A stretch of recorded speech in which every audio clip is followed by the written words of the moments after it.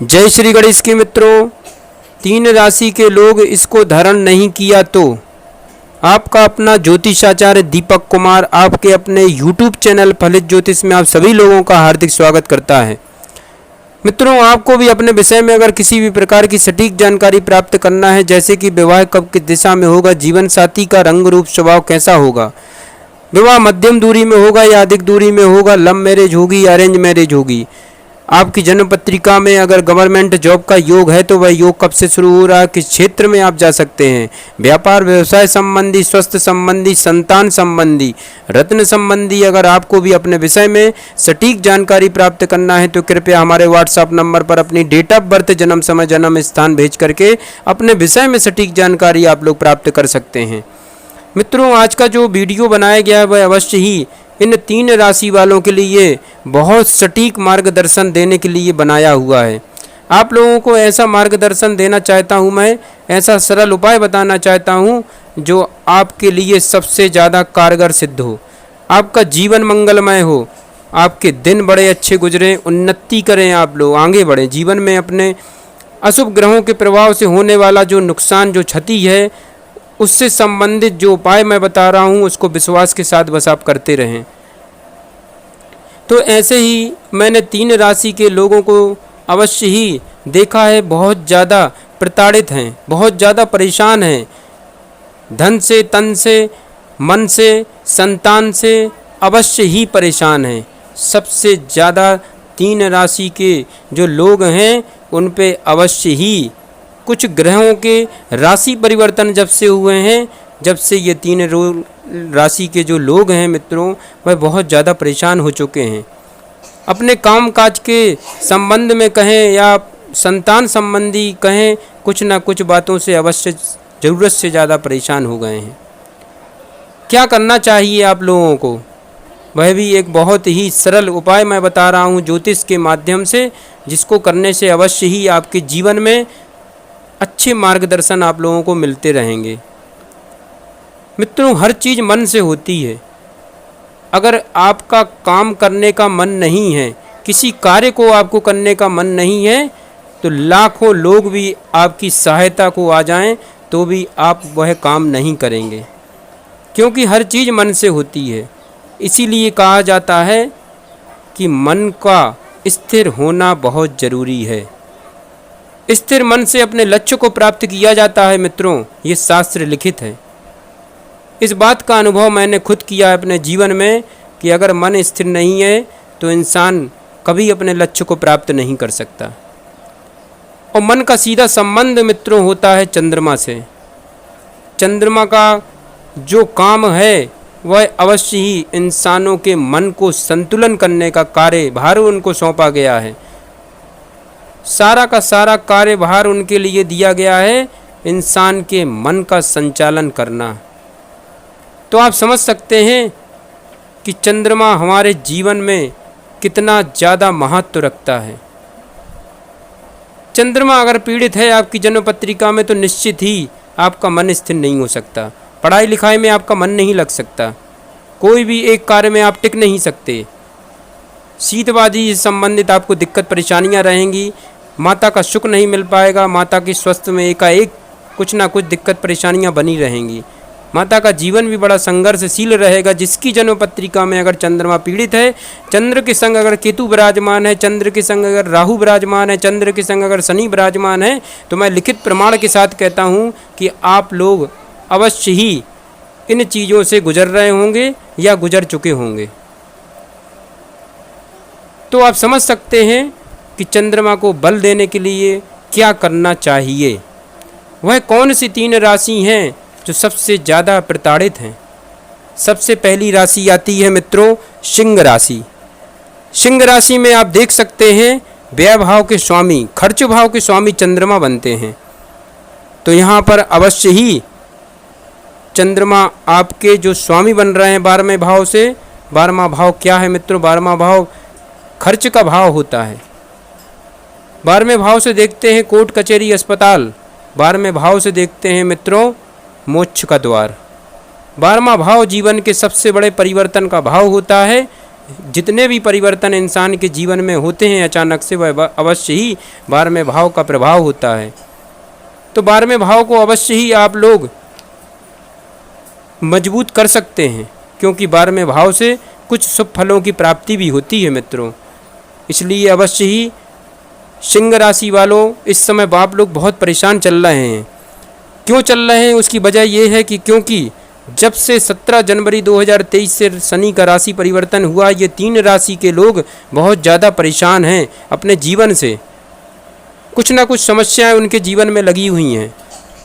यहाँ पर शनि आपके सप्तम भाव के स्वामी एवं षष्ठम भाव के स्वामी बनते हैं, और इस समय शनि मूल त्रिकोण राशि वायु तत्व राशि कुंभ राशि में विराजमान है आपके सप्तम भाव पर। सप्तम भाव से अवश्य ही आपके भाग्य भाव को खराब कर रहा है, जहाँ पर मंगल की मेष राशि विराजमान है। नवम भाव भाग्य एवं धर्म को दर्शाता है मित्रों। शनि की 3 दृष्टियां बताई गई, तो अवश्य ही तीसरी दृष्टि से आपके भाग्य को प्रताड़ित कर रहे हैं। भाग्य में कुछ ना कुछ कमी दे रहे हैं, कुछ जिस कार्य में आप हाथ डालते हैं आपको असफलता प्राप्त होती है।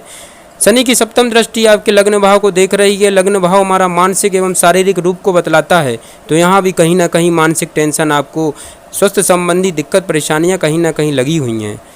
शनि की दसम दृष्टि वृश्चिक राशि को देख रही है, तो वृश्चिक राशि आपके चतुर्थ भाव को पड़ती है। चतुर्थ भाव भूमि भवन मकान वाहन का सुख बतलाता है, माता का सुख बतलाता है, तो यहाँ भी चतुर्थ भाव पीड़ित है। इन चीज़ों से संबंधित कुछ ना कुछ समस्याएं आपके जीवन में लगी हुई हैं। इसलिए सिंह राशि वालों के लिए अवश्य ही मैं बताना चाहता हूं कि आपको चंद्रमा का रत्न आपको धारण करना है 1 ग्राम का, और इस प्रकार से चंद्रमा, चांदी का चंद्रमा इस प्रकार से बनवा करके उसमें ओरिजिनल मोती धारण करवाना है। 1 ग्राम का मोती आपको धारण करना है। इसको धारण करने से अवश्य ही आपको 15 दिन के अंदर इसका प्रभाव समझ में आने लगेगा। इसको किस प्रकार से धारण करना है वह भी मित्रों मैं बता दूंगा आपके लिए। वीडियो के साथ बने रहें एवं इसको पूरा सुने, ध्यान से सुने, ये आपके लिए सबसे ज़्यादा लाभप्रद रहेगा। दूसरी राशि आती है मेष राशि। मेष राशि में चतुर्थ भाव के स्वामी चंद्रमा बनते हैं, तो यहाँ भी अवश्य ही मेष राशि के लोग कहीं ना कहीं बहुत ज़्यादा समस्याओं में घिरे हुए हैं। जबकि उनके एकादश भाव के स्वामी कर्म भाव के स्वामी शनि बनते हैं, किंतु शनि की तीसरी दृष्टि यहाँ पर लग्न भाव को पीड़ित कर रही है। शनि की सप्तम दृष्टि पंचम भाव को पीड़ित कर रही है, और शनि की दसम दृष्टि यहाँ पर अष्टम भाव पर वृश्चिक राशि है, तो अष्टम भाव को पीड़ित कर रही है। तीसरी दृष्टि से अवश्य ही सिंह राशि वालों के लिए लग्न भाव को देखने से कहीं ना कहीं मानसिक उलझनों में जीवन व्यतीत हो रहा है। शनि की सप्तम दृष्टि पंचम भाव को पढ़ने से अवश्य ही संतान को लेकर कुछ ना कुछ दिक्कत परेशानियां चल रही हैं। प्रथम संतान को लेकर समस्याओं का आपको सामना करना पड़ रहा है। शनि की दसम दृष्टि अष्टम भाव को पड़ रही, तो कहीं ना कहीं अचानक से विपत्तियां खड़ी हो रही हैं, चोट चपेट एक्सीडेंट का खतरा हो रहा है।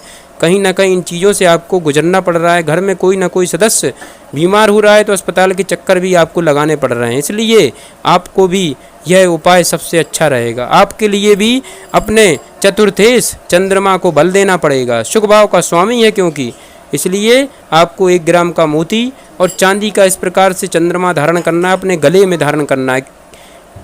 किस विधि से धारण करना है उसके लिए आपको वीडियो के साथ बने रहे, मैं अवश्य बताने जा रहा हूँ। तीसरी राशि आती है वृश्चिक राशि। वृश्चिक राशि अवश्य ही ध्यान दें, आपके भाग्य भाव के स्वामी चंद्रमा बनते हैं। नवम भाव पर कर्क राशि विराजमान है, जिसके स्वामी चंद्रमा बनते हैं। इसलिए अवश्य ही आपकी जो जन्म पत्रिका है उसमें अवश्य ही आपको भी शनि के प्रकोप से बचना होगा, क्योंकि शनि का जो गोचर हुआ है 17 जनवरी 2023 से कुंभ राशि मूल त्रिकोण राशि स्व राशि में विराजमान है, आपके चतुर्थ भाव पर विराजमान है। और चतुर्थ भाव से अवश्य ही आपके षष्ठम भाव को देख रहे हैं। षष्ठम भाव रोग शत्रु श्रण का होता है, तो अवश्य ही कहीं ना कहीं किसी न किसी से आपने कुछ ना कुछ धन अवश्य लिया है, जिसका मानसिक टेंशन आपको बना हुआ है। कर्ज श्रण शत्रुओं से घिरे हुए अवश्य हो मित्रों, क्योंकि शनि की तीसरी दृष्टि षष्ठम भाव को देख रही है। इसलिए अवश्य ही आपको गुप्त प्रकार से शत्रु नुकसान कर रहे हैं आपका। तो यहाँ पर शनि की सप्तम दृष्टि कर्म भाव दसम भाव को देख रही, जहाँ पर सूर्य की सिंह राशि विराजमान है। दशमेश आपके कर्मेश आपके सूर्य बनते हैं, और यहाँ पर भी शनि की पूर्ण दृष्टि कर्म भाव को पीड़ित कर रही, तो यहाँ पर अवश्य ही जो दशम भाव होता है वह पिता से संबंधित भी होता है। पिता के स्वास्थ्य में एकाएक गिरावट आ सकती है एवं यहाँ पर अवश्य ही राज्य से संबंधित आपको दिक्कत परेशानियाँ हो सकती हैं। राज्य अधिकारियों से एकाएक नाराजगी आपको प्राप्त हो सकती है, असहयोग प्राप्त हो सकता है, क्योंकि दशम भाव पिता राज्य संपत्ति को दर्शाता है। तो यहाँ पर कहीं ना कहीं दिक्कत परेशानियाँ आपको सामना करना पड़ेगा इनका। दशम भाव क्या है मित्रों? दशम भाव पुरुषार्थ का भाव होता है, कर्म क्षेत्र है वह। तो अवश्य ही कुछ न कुछ आलस्य की वजह से आपने अपने जीवन में कुछ न कुछ अच्छे मौके भी आप खो देंगे। तो इससे बचने के लिए अवश्य ही जो मैं उपाय बताऊंगा उसको अवश्य आपको करना है। शनि की दशम दृष्टि लग्न भाव को देखेगी, तो यहाँ पर वृश्चिक राशि वालों अवश्य ही आपके लग्न भाव को देखने से अवश्य ही आपको मानसिक रूप से टेंशन होगी, शारीरिक रूप से भी आपको कुछ ना कुछ उतार चढ़ाव आपके जीवन में बना रहेगा स्वास्थ्य संबंधी। इसलिए अवश्य ही आपके लिए भी 1 ग्राम का मोती रत्न धारण करना है चांदी की धातु में। चांदी का चंद्रमा अगर इस प्रकार से आप बनवाते हैं तो अवश्य ही आपको बहुत अच्छा शुभ फल प्रदान होगा। तीनों राशि वाले अवश्य सुन लें, ध्यान दें कि आप लोगों को अपने गले में इसको कब और कैसे धारण करना है, क्योंकि इसका सही तरीके से अगर आपने धारण नहीं किया, इसको विधि विधान से धारण नहीं किया, तो इसका कोई भी लाभ आपके जीवन में नहीं पड़ने वाला है। याद रहे, जिस दिन शुक्ल पक्ष रोहिणी नक्षत्र हो, शुक्ल पक्ष रोहिणी नक्षत्र हो, उस तारीख को, उस दिन सूर्यास्त के बाद इसको धारण करना है। इसको धारण करने के लिए आपको अवश्य ही चंद्रमा का सिद्ध मंत्र है जो मैं आपको बता रहा हूँ, उसका उच्चारण करके इसको धारण करना है।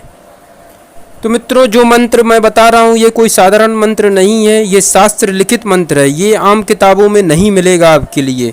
ये चंद्रमा को मजबूत बनाने के लिए, चंद्रमा को बल देने के लिए यह शास्त्र लिखित मंत्र बताया गया, जिसका उच्चारण अपने जिह्वा से करते ही आपको एहसास होने लगेगा, क्योंकि चंद्रमा का सीधा संबंध मन से होता है, और जब मन स्थिर नहीं होगा तो आपको किसी भी कार्य में सफलता प्रदान नहीं होने वाली। इसलिए मैं जो मंत्र बता रहा हूँ इसका उच्चारण आपको करना है, और उच्चारण करते समय ही 1 ग्राम का मोती एवं इस प्रकार से चांदी के चंद्रमा में धारण करना अपने गले में। शुक्ल पक्ष रोहिणी नक्षत्र होना चाहिए। याद रखना मित्रों, जिस दिन शुक्ल पक्ष रोहिणी नक्षत्र हो, सूर्यास्त के बाद, उस दिन, उस तारीख को आपको इसको धारण करना है।